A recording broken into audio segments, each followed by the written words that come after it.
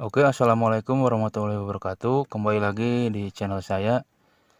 Kali ini saya akan menjelaskan beberapa indikator atau instrumen yang ada pada mobil, khususnya untuk mobil injeksi.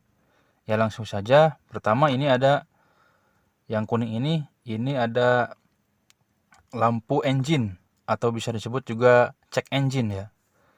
Nah, ini fungsinya untuk menandakan mobil ini dalam keadaan baik jika lampu indikator ini mesin dalam keadaan hidup. Dalam keadaan hidup, lampu ini mati, berarti mesin dalam keadaan baik-baik saja. Tetapi kalau indikator ini menyala ketika mesin hidup, berarti ada masalah pada bagian mesin. Entah itu bagian sensor atau bagian mesin. Selanjutnya ke indikator ini. Ini indikator oli. Nah, indikator oli ketika mesin hidup, indikator oli ini harus mati ya. Harus mati, itu menandakan kalau oli berjalan di mesin. Jika indikator oli ini menyala pada saat mesin hidup, berarti ada masalah di bagian oli, di bagian pompa oli. Bisa jadi olinya itu berkurang atau habis atau olinya tidak naik.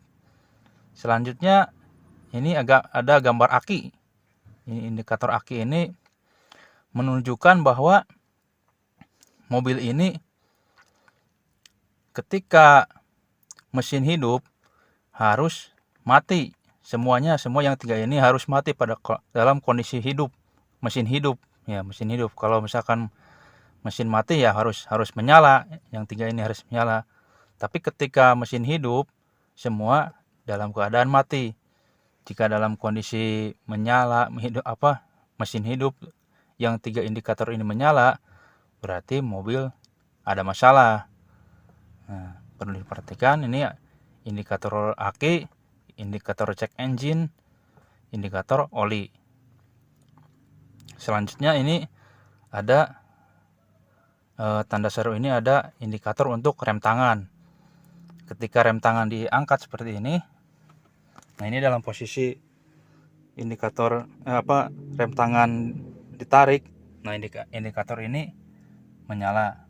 Dan ketika rem tangan ini diturunkan, nah seperti ini, nah itu indikator rem tangan itu mati.